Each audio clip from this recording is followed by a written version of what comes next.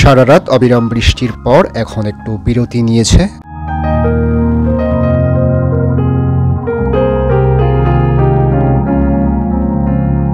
গতকাল সন্ধ্যাবেলা এখানে এসে পৌঁছেছি। আজ সকাল সকাল জলখাবার খেয়ে বেরিয়েছি রাজীবজির সাথে গ্রাম ঘুরতে।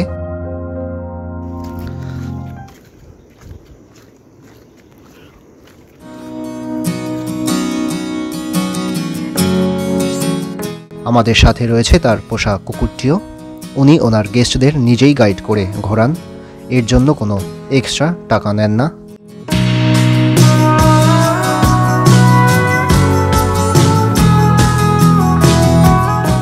সুন্দর সাজানো গোছানো সবুজ একটি গ্রাম, কোথাও কাঠের আবার কোথাও ইটের তৈরি পাকা বাড়ি চোখে পড়ছে।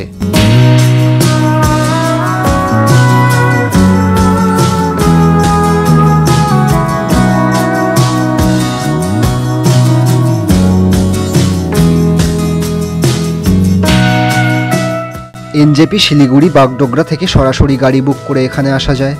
শেয়ার গাড়িতে আসতে চাইলে শিলিগুড়ির দার্জিলিং মোড় থেকে সুখিয়া বাজার থেকে রঙ্গিত মাজুয়া আসার শেয়ার গাড়ি পাওয়া যায়।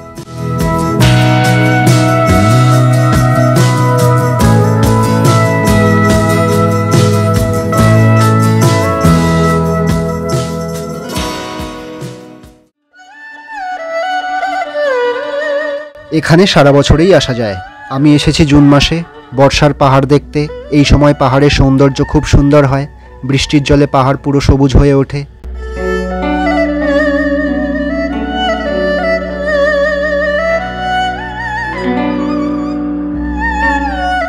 গ্রামের বেশিরভাগ বাড়ির ফাঁকা জায়গাগুলিতে বিভিন্ন সবজির চাষ।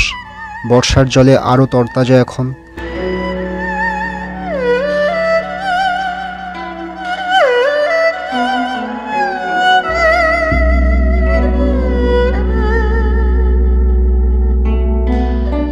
হাঁটতে হাঁটতে আমি এসে পৌঁছেছি গ্রামের সরকারি স্কুলের সামনে। এখানে পুরো স্কুল ঘর থেকেই পাহাড় দেখা যায়।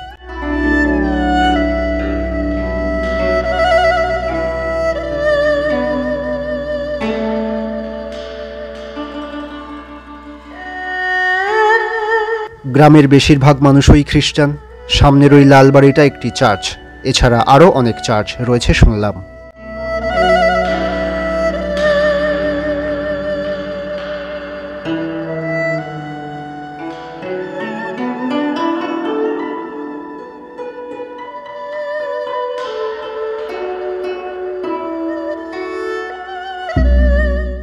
সামনের সাদা বাড়িটায় রাজীবজির হ্যান্ডলুম জিনিসপত্র তৈরি হয়।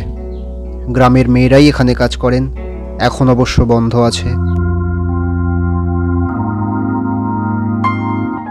প্রায় 8 বছর আগে রাজীবজি লেপচা জনজাতির ঐতিহ্য বজায় রাখার জন্য এই লেপচা হাউসটি বানিয়েছিলেন।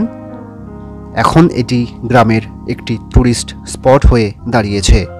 এই বাড়িতে কোনো পেরেক ব্যবহার করা হয়নি। जमीन से ऊपर है, मतलब नीचे नहीं दिया है, पत्थर के ऊपर रखा हुआ घर है। ये कोई रहता है?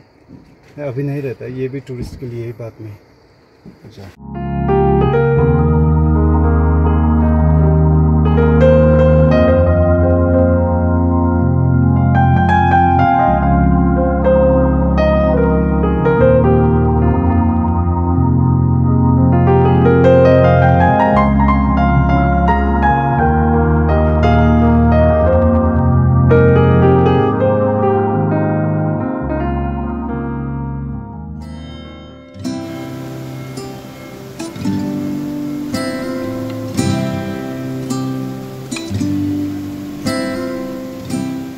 ছোট একটি ঝর্ণা রাস্তার ওপর থেকে নিচে দিকে নেমে গেছে।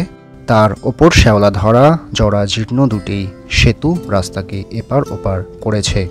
জায়গাটি খুব নির্জন শান্তিপূর্ণ, ছবির মতো সুন্দর। দু একটি বাড়িও চোখে পড়ল এখানে।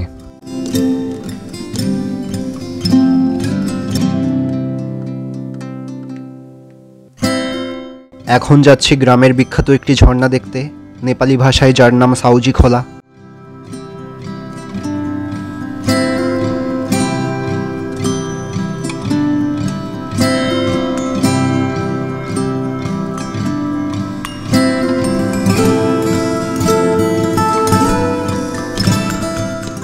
ঝর্ণা আরও ভালো করে দেখব বলে একটু ওপরের দিকে উঠছি। জঙ্গলের ভেতর এমন সরু রাস্তা দিয়েই যেতে হয়।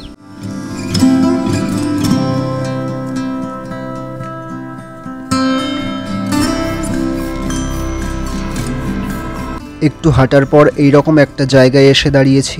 ঝর্ণা এখানে আরও বড় হয়েছে। রাজীবজি এই জায়গাটির নাম দিয়েছেন বাটারফ্লাই ফলস।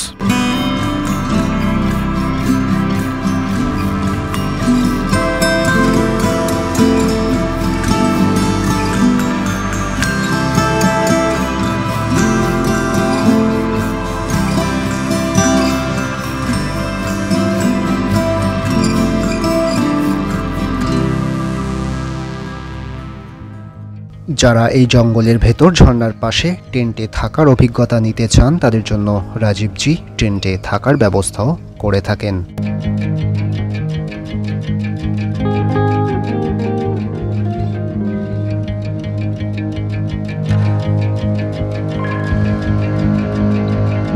আরও ভেতরে ঢুকছি। হঠাৎ দেখা হয়ে গেল রাজীবজির এক দাদার সাথে। উনি গরুর জন্য গাছের পাতা আনতে গেছিলেন জঙ্গলে।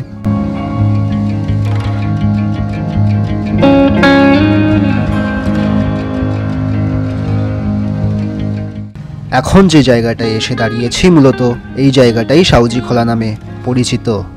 একটা বাঁশের সাঁকো আছে পারাপার করার জন্য।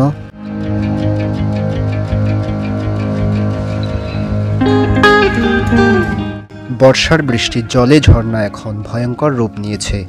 এই ঝর্ণার জলের শব্দ হোমস্টে বসেও শোনা যায়। ঝর্ণা মিশেছে রঙ্গিত নদীতে।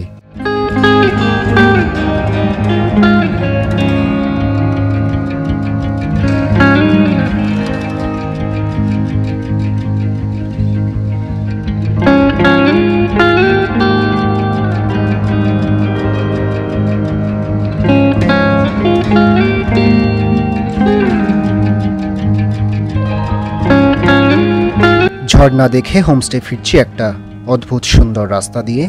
এদিকে তেমন লোকজন দেখলাম না। দূরে মেঘ সরে পাহাড় দেখা যাচ্ছে। এখানেও ছোট ছোট ঝর্ণা দেখলাম।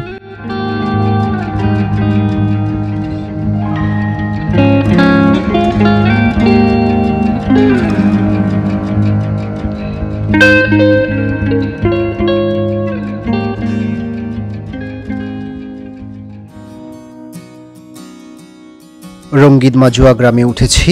কুইন্সল্যান্ড হোমস্টেতে থাকা খাওয়া নিয়ে দৈনিক মাথা পিছু 1000 টাকা। হোমস্টে ডিটেলস ভিডিও ডেসক্রিপশনে দেওয়া আছে। পাহাড়ে বেড়াতে আসলে আমি স্থানীয় লোকের বাড়িতেই থাকতে পছন্দ করি।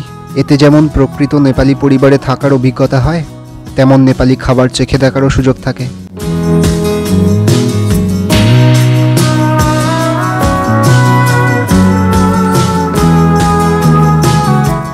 সুন্দর সাজানো গোছানো ঘর। ঘরে দুটো বিছানা আর বড় বড় দুটো কাচের জানলা। ঘরে বসেই সারাদিন পাহাড় দেখা যায়। ঘরের সাথে ব্যালকনি। এখান থেকে কাঞ্চনজঙ্ঘা, টুংলু, তুমলিং, সিকিম, দার্জিলিং শহর আকাশ পরিষ্কার থাকলে দেখা যায়। এমনকি বাথরুম থেকেও পাহাড় দেখা যায়।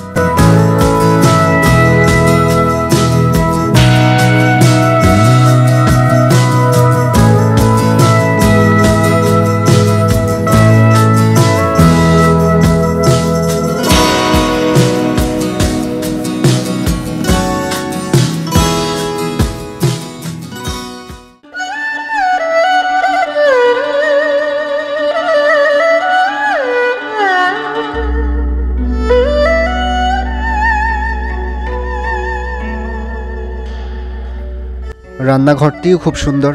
নানা রকম নেপালি জিনিসপত্রে সাজানো। রান্না করতে করতে খাবার খেতে খেতে সব জায়গা থেকেই পাহাড় দেখা যায়।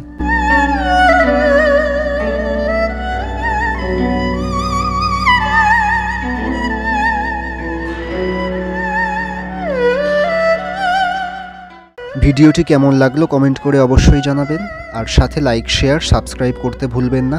পরের ভিডিওতে নতুন এক অজানা গ্রামের গল্প নিয়ে হাজির হব আমি। সবাই ভালো থাকবেন, সুস্থ থাকবেন।